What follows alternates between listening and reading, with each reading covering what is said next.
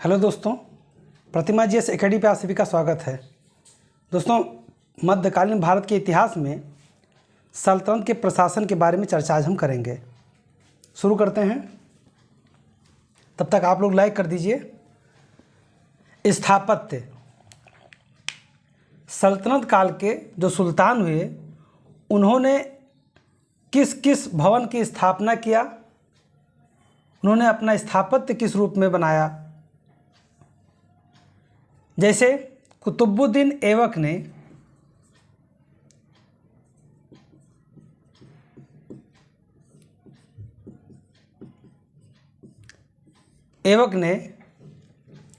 कुव्वत उल इस्लाम मस्जिद दिल्ली में बनवाया। कुव्वत उल इस्लाम मस्जिद, यह पहले जैन मंदिर था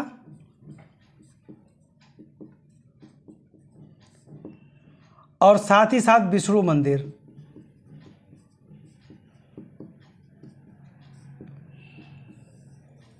कुतुबुद्दीन ऐबक ने इस मंदिर को तोड़ करके और वहीं पे यानी दिल्ली में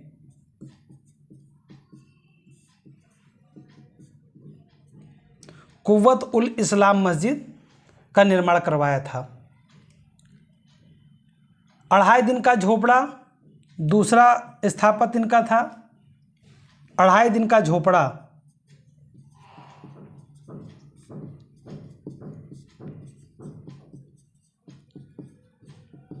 जो 2.5 दिन का झोपड़ा था इन्होंने अजमेर में बनवाया था। अजमेर में यहाँ पे एक मंदिर होता था, एक देवी मंदिर था। उस मंदिर को तोड़ करके कुतुबुद्दीन ऐबक ने 2.5 दिन का झोपड़ा बनवाया था। शायद उस मंदिर का नाम भी 2.5 दिन का मंदिर ही था। उसको तोड़ करके 2.5 दिन का मंदिर का झोपड़ा मस्जिद नाम से इन्होंने बनवा दिया। और तीसरा स्थापत्य कुतुबुद्दीन ऐबक का था कुतुब मीनार का निर्माण कराना। कुतुबुद्दीन बख्तियार काकी, कुतुबुद्दीन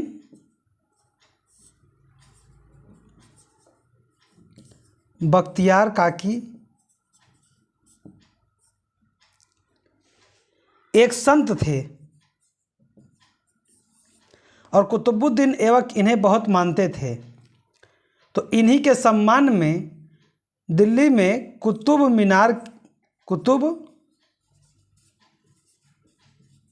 मीनार की नींव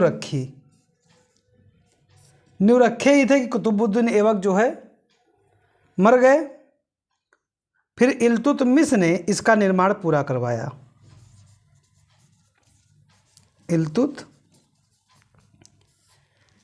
ने इसका निर्माण पूरा करवाया और यह 3 मंजिला का बनवाया।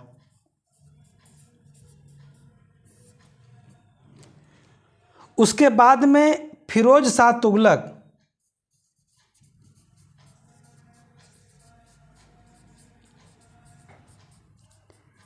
इसकी मरम्मत करवाए और इसमें 1 मंजिला और जोड़ दिया। 1 मंजिला और जोड़ दिया। बाद में सिकंदर लोदी ने भी इसकी मरम्मत करवाया था। सिकंदर लोदी ने भी इसका मरम्मत करवाया था। यानी कुतुब मीनार से जुड़े जब भी बात आएगी तो 4 सुल्तान को आपको याद रखना है। कुतुबुद्दीन ऐबक को, इल्तुतमिश को, फिरोज शाह तुगलक को और सिकंदर लोदी को। यानी कुतुबुद्दीन ऐबक से जुड़े ये 3 स्थापत्य महत्वपूर्ण थे और तीनों में सबसे ज़्यादा महत्वपूर्ण जो है कुतुब मीनार का निर्माण था, जो एक संत कुतुबुद्दीन बख्तियार काकी के याद में बनवाया गया था, उनके सम्मान में बनवाया गया था। अब इल्तुतमिश ने कौन कौन से स्थापत्य बनवाए? देखिए, सुल्तानों ने स्थापत्य तो बहुत किए होंगे, लेकिन जो सबसे महत्वपूर्ण होता है और एग्जाम में पूछे जाने का योग्य होता है उससे संबंधित बातें की जाती हैं। इल्तुतमिश ने सुल्तानगढ़ी का मकबरा बनवाया था। इनका एक पुत्र था शहजादा मोहम्मद।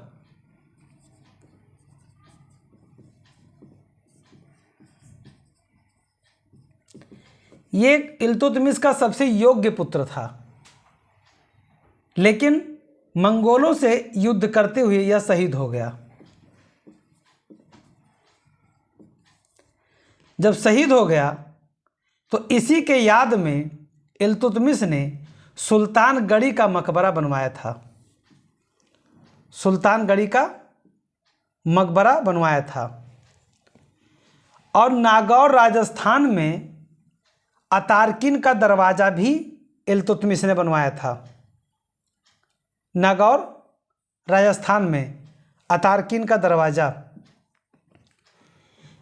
बदायूं में, जो कि बदायूं से इनका काफ़ी नाता रहा है इल्तुतमिश का,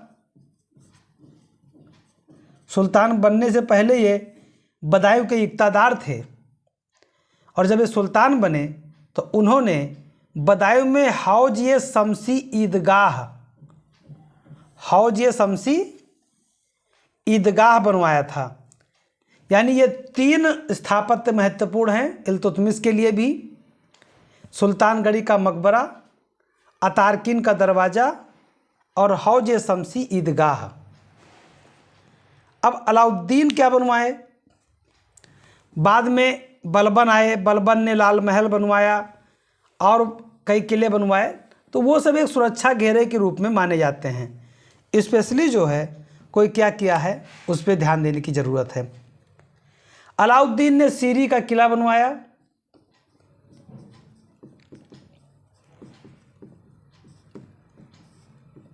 जिस तरह से बलबन ने मंगोलों के आक्रमण को ध्यान में रखते हुए उनको उस समस्या को समाधान के लिए और मंगोलों के आक्रमण के छिपने वाले जंगल को, इन सब को कटवा करके कई किलों का, दुर्गों का निर्माण करवाया था, उसी तरह से अलाउद्दीन खिलजी ने सीरी का किला भी बनवाया था और सीरी के किले को बहुत मजबूती से घेरा दे करके सुरक्षात्मक रवैया अपनाया गया था, जिससे मंगोलों के आक्रमण या अन्य विद्रोहों से बचा जा सके। साथ ही अलाई दरवाज़ा घोड़े के नाल के आकृति के मेहराब में बनवाया गया था। अलाई दरवाज़ा कहा जाता है कि जो अकबर का दरवाज़ा था उनके ये अग्रगामी था। अकबर का अग्रगामी के रूप में अलाउद्दीन ने अलाई दरवाज़ा समझिए बनवाया। उनको ध्यान में रखकर नहीं बनवाया होगा, लेकिन अकबर ने इसकी नकल किया था।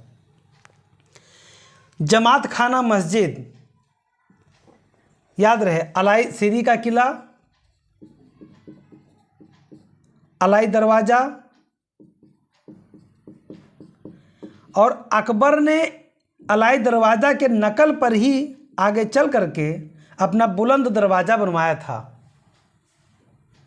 जमात खाना मस्जिद अलाउद्दीन ने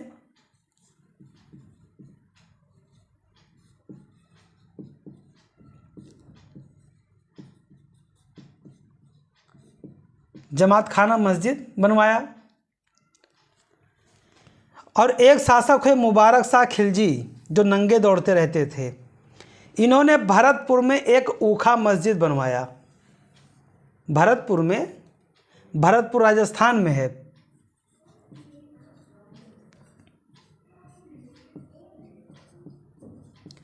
राजस्थान में है, वहाँ पे इन्होंने एक ऊखा मस्जिद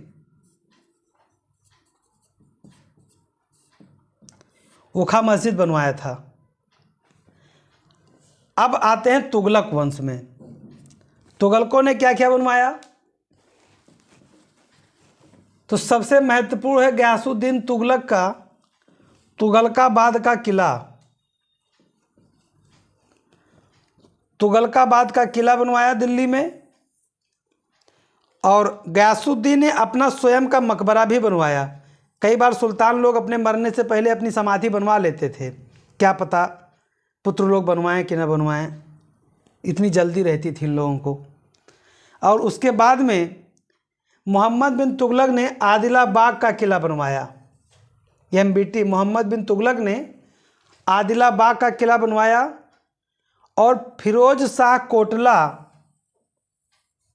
और काली मस्जिद, ये फिरोज शाह तुगलक ने बनवाया था। फिरोज शाह कोटला और काली मस्जिद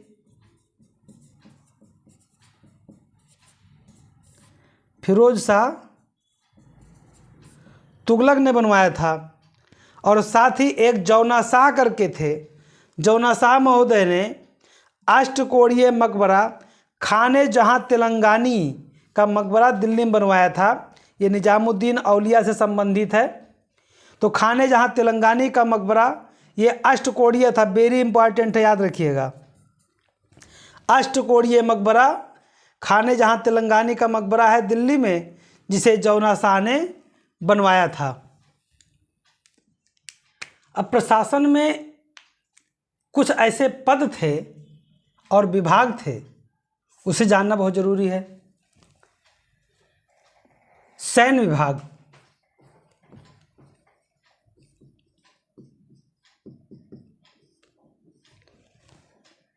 प्रशासन में केंद्र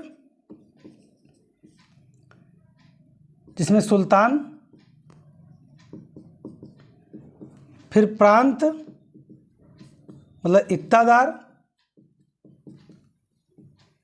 उसके बाद में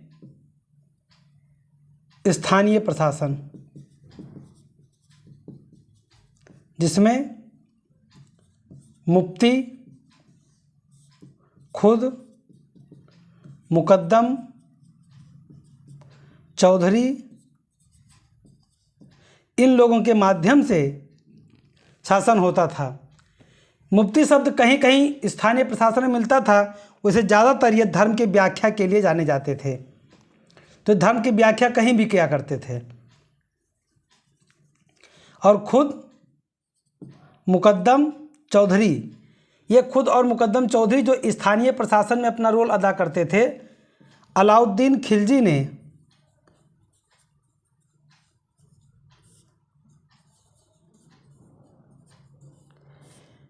ने समस्त भूमि को खालसा में बदल दिया था। खालसा का मतलब केंद्र की भूमि, सरकार की भूमि में। और खुद और मुकद्दम चौधरी को इनको अपदस्थ कर दिया था, इनका सम्मान खत्म कर दिया था, इनसे भी टैक्स लेना प्रारंभ किया गया था। बर्नी ने लिखा भी था अलाउद्दीन के समय के कार्यकाल के इनको खुद मुकद्दम चौधरी के बारे में कि ये लोग बेरोजगार हो गए थे, इनकी घर की औरतें मुसलमानों के यहाँ नौकरी करने लगी थीं, घर के काम करने लगी थीं। अलाउद्दीन ने इनकी स्थिति दयनीय बना दी थी। तो प्रशासन का हायरार्की तो वही रहा है जो सभी प्रशासन में होता है, केंद्र, प्रांत, स्थानीय। लेकिन कुछ ऐसे महत्वपूर्ण पद रहे हैं जिसके माध्यम से ही प्रशासन सल्तनत काल में चलाया जाता था। उसमें से एक है आरिज ममालिक, सैन्य विभाग। पहले भी सेनाएं होती थीं 4, पैदल सेना, अश्व सेना, गज सेना, यानी कि चतुरंगणी सेना पहले भी होती थी, लेकिन उसे केवल सैन्य विभाग के नाम से जाना जाता था। एक कोई अलग विभाग नहीं दिया गया था, अलग नाम नहीं दिया गया था। सल्तनत काल में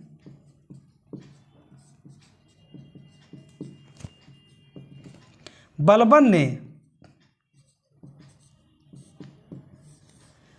जब बलबन शासक बना तो इसने सारी स्थिति को देखा था और ये समझ चुका था कि षड्यंत्रों का दौर चल रहा है, मंगोलों का आक्रमण हो रहा है। ऐसी स्थिति में मुझे सेना का गठित करना, सेना को ताकतवर बनाना बहुत आवश्यक है। तभी इन्होंने दीवान ए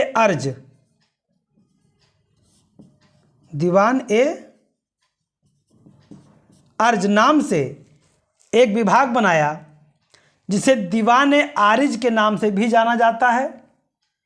और इसके जो पदाधिकारी थे, जो इसका अध्यक्ष बनाया गया, वह आरिज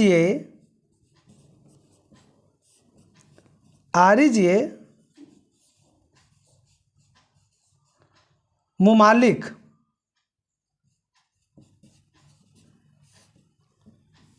बनाया गया।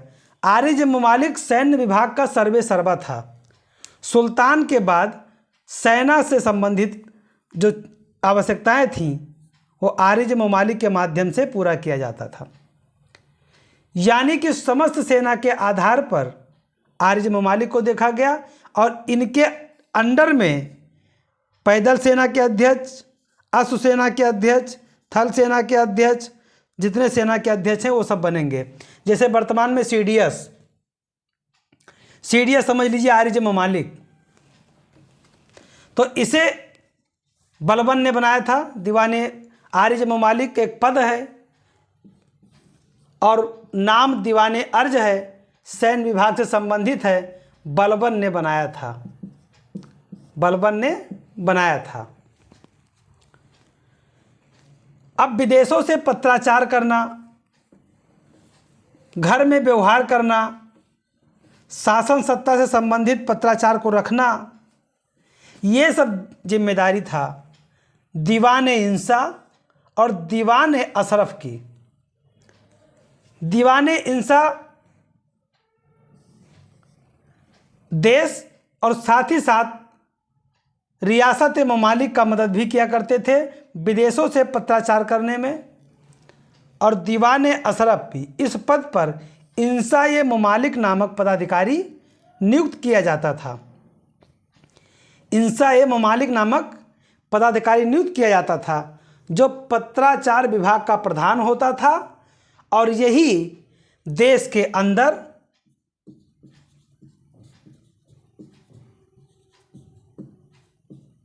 और देश के बाहर पत्राचार का कार्य करते थे। और साथ ही साथ रिसालत ममालिक जो विदेश विभाग का प्रधान होता था उसकी मदद भी कभी कभी दीवाने इंसा के माध्यम से किया जाता था। यानी कि जब बात घरेलू के अंतर्गत आती थी तब दीवाने इंसा स्वयं देखता था, लेकिन जब बात विदेश की आती थी, विदेशों से पत्राचार की आती थी, विदेशों से संबंध की आती थी, तब दीवाने इंसा और साथ ही साथ रिसालत ममालिक, इंसा ममालिक और रिसालत ममालिक मिल करके विदेशी कार्यों को देखते थे। अब अर्थशास्त्र से संबंधित, आय व्यय से संबंधित बातें थी। तो एक पदाधिकारी था मुस्तौफी ममालिक।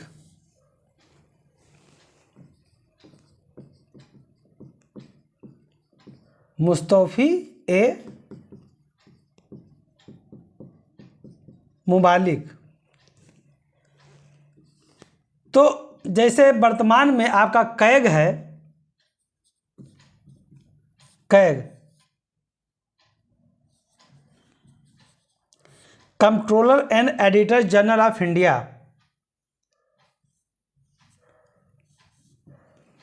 नियंत्रक महालेखा परीक्षक, ये भी व्यय पे ही, जब व्यय हो जाता है तब चेक करता है कि जो पैसा जहाँ के लिए गया था क्या वहाँ खर्च हुआ है कि नहीं, और फिर अपनी रिपोर्ट अनुच्छेद 151 के तहत भारत के राष्ट्रपति को सौंप देता है। उसी तरह का पहले सल्तनत काल में मुस्तौफी ममालिक हुआ करते थे। ये व्यय से संबंधित ब्यौरा रखते थे। और एक है मुशरिफ ममालिक। मुशरिफ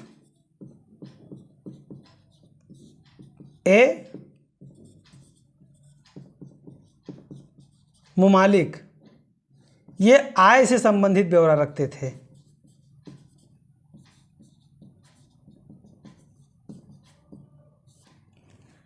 याद रहे, मुस्तौफी ममालिक व्यय से संबंधित हैं और मुशरिफ ममालिक आय से संबंधित हैं। यहाँ कन्फ्यूज मत होइएगा। तो क्रमशः मुस्तौफी ममालिक और मुशरिफ ममालिक क्रमशः व्यय और आय के जांच अधिकारी हुआ करते थे।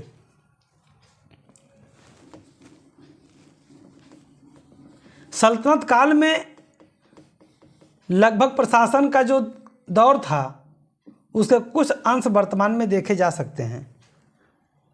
बरीद ममालिक ये गुप्तचर विभाग के मुखिया होते थे। अलाउद्दीन खिलजी ने मुनाहियान नामक गुप्तचरों की नियुक्ति किया था। अलाउद्दीन ने जब बाजार नियंत्रण प्रणाली को अपनाया था, तो इन्होंने गुप्तचरों को, खास करके मुनहियान को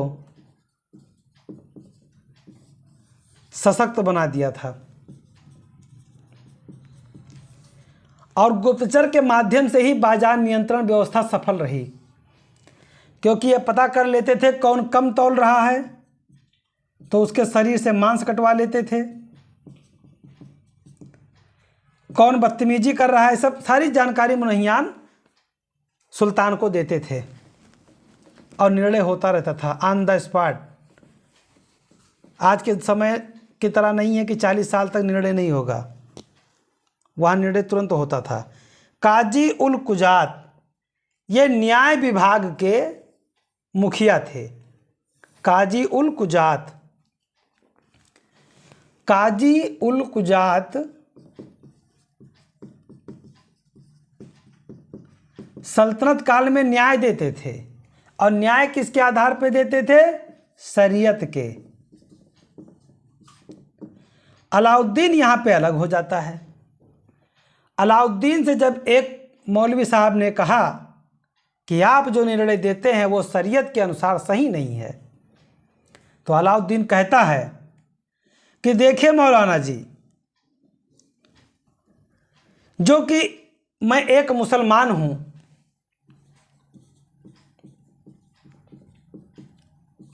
वो भी जन्म से, मैं जन्म से मुसलमान हूं और जो कि मैं पढ़ा लिखा नहीं हूं, मैं पढ़ा लिखा नहीं हूं, मुझे नहीं पता कि शरीयत में क्या लिखा है, मुझे नहीं पता कि शरीयत में क्या लिखा है, बस मैं वही निर्णय देता हूं जो जनता के हित में है, हित में है।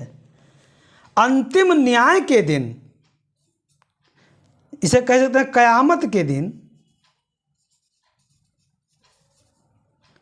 अल्लाह मेरा क्या करेगा, मेरा क्या करेगा, मैं नहीं जानता।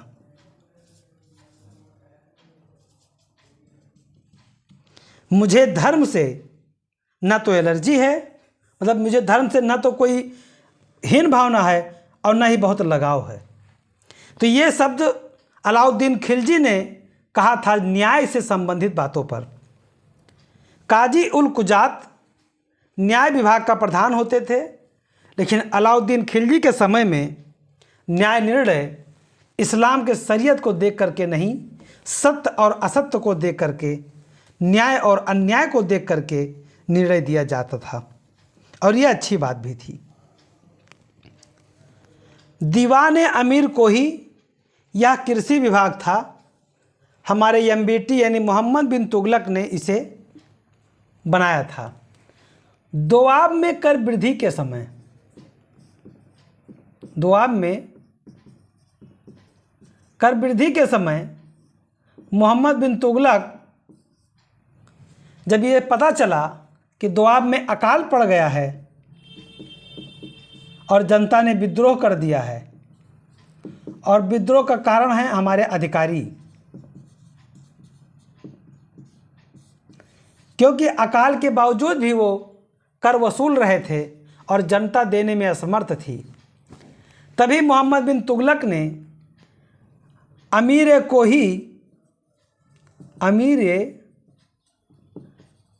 कोही विभाग की स्थापना किया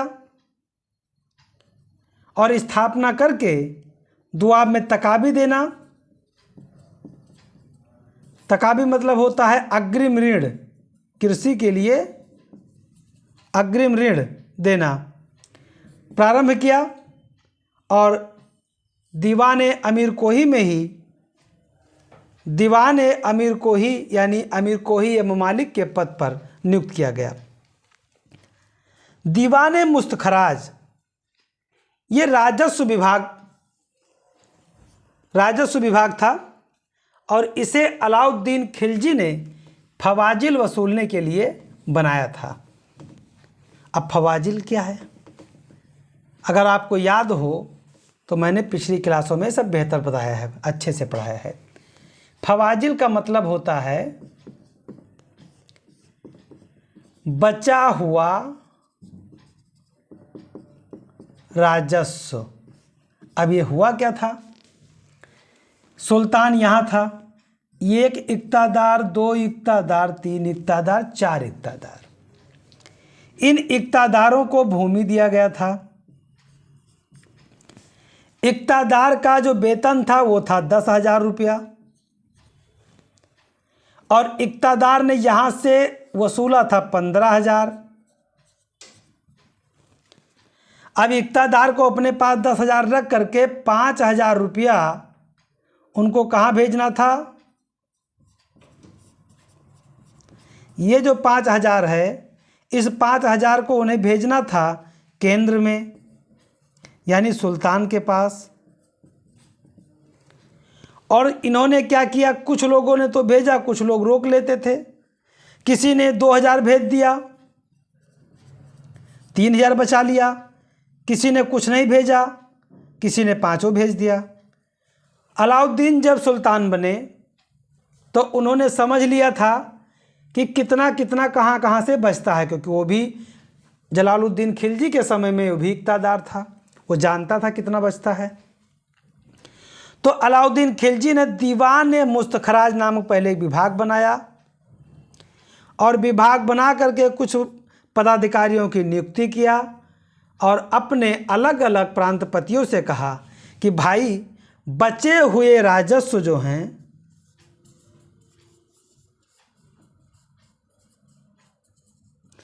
यानी फवाजिल को अब जितने लोगों ने बेईमानी किया था वो वापस जमा करा दें। अब एक लोग लड़खड़ा गए तो अलाउद्दीन ने माफ करवाया था मसाहत व्यवस्था। ये कृषि माप से संबंधित था और माप करवाया तो जिसके यहाँ जितना फदिलाया था राजस्व उन सब से मांग किया और वही मांग दीवान मुस्तखराज के माध्यम से किया गया था। दीवान वकूफ जलालुद्दीन खिलजी महोदय अलाउद्दीन के चाचा थे, अलाउद्दीन के ससुर थे, अलाउद्दीन से पहले सुल्तान थे, खिलजी वंश के संस्थापक थे, काफ़ी योग्य और वृद्ध थे। उनका नाम था जलालुद्दीन खिलजी। जलालुद्दीन खिलजी। तो इन्होंने दीवान वकूफ ये व्यय विभाग था, इसकी स्थापना किए थे। कितना व्यय हुआ है, कितना व्यय होना है, इसके बारे में ये उल्लेखित करते थे। मुफ्ती ये धर्म की व्याख्या करने वाले थे और मुशरिफ ये किसानों से भूमि कर लेने वाले पदाधिकारी थे।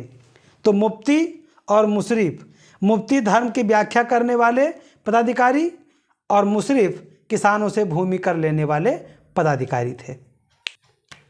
कर व्यवस्था देखिए, सल्तनत काल में जो कर यानी टैक्स लिया जाता था वो 4-5 प्रकार से थे। जजिया, जकात, खुम्स, खराज, उस्र। जजिया लिया जाता था गैर मुसलमानों से।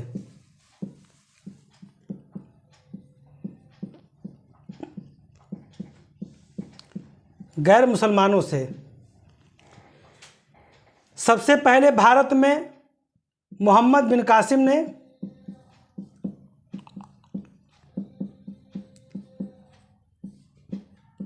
जजिया लगाया था, लेकिन ध्यान रहे ब्राह्मणों वृद्धों, महिलाओं और बच्चों पर कभी जजिया नहीं लगता था। लेकिन एक शासक हुए फिरोज शाह तुगलक।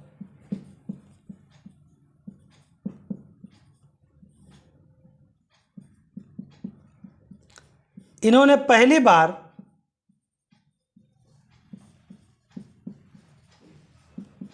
ब्राह्मणों पर भी जजिया लगाया। जजिया लगाया था, यानी कि गैर मुसलमानों से लिया जाने वाला एक कर था और ब्राह्मणों पर, वृद्धों पर, महिलाओं पर और बच्चों पर यह नहीं लगाया जाता था। लेकिन फिरोज शाह तुगलक ऐसा पहला शासक था जिसने ब्राह्मणों पर भी जजिया लगाया। पहली बार 712 में ईस्वी में मोहम्मद बिन कासिम ने जजिया लगाया था। अब जकात मुसलमानों से लिया जाने वाला धार्मिक कर था। जकात मुसलमानों से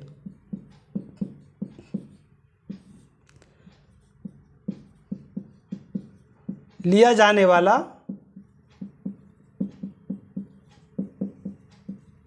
धार्मिक कर था, जो 2.5% टोटल इनकम का लिया जाता था। खुम्स और खराज। खराज गैर मुसलमानों से लिया जाने वाला भू राजस्व था।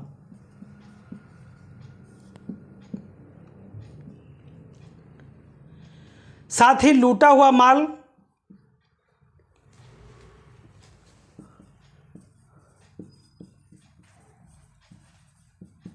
लूटा हुआ माल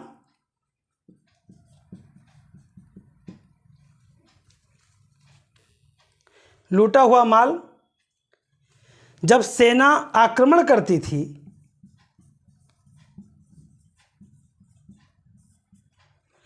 तब जो माल लूटा जाता था उसका 4/5%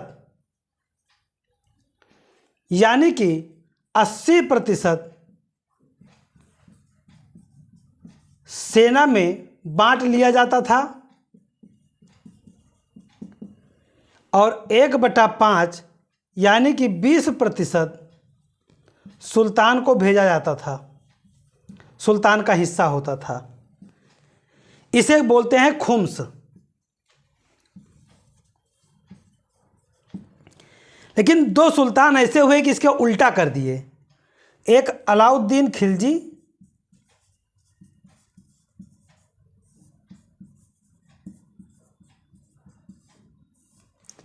और दूसरा मोहम्मद बिन तुगलक।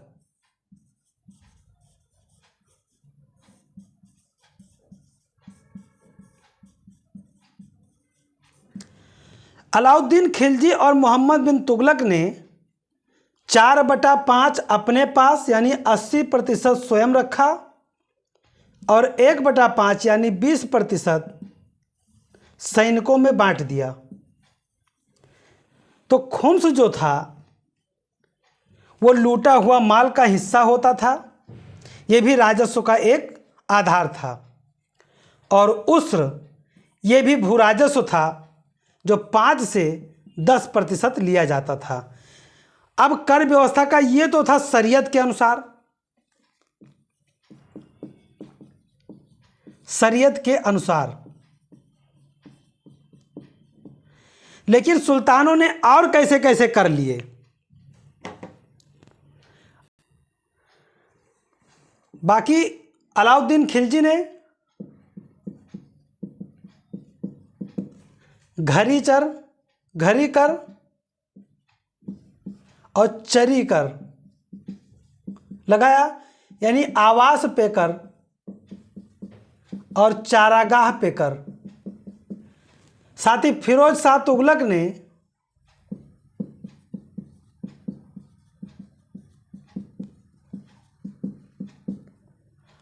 हक ए सर्ब यानी सिंचाई कर लगाया था। और फिरोज शाह तुगलक ने अपने आय का ब्यौरा बनवाया था तो 6,75,00,000 टंका इनका वार्षिक राजस्व प्राप्त होता था, जो इन्होंने व्यवस्थित करवाया था। न्याय और दंड व्यवस्था। सल्तनत काल में न्याय दिया जाता था मुस्लिम कानूनों के अनुसार।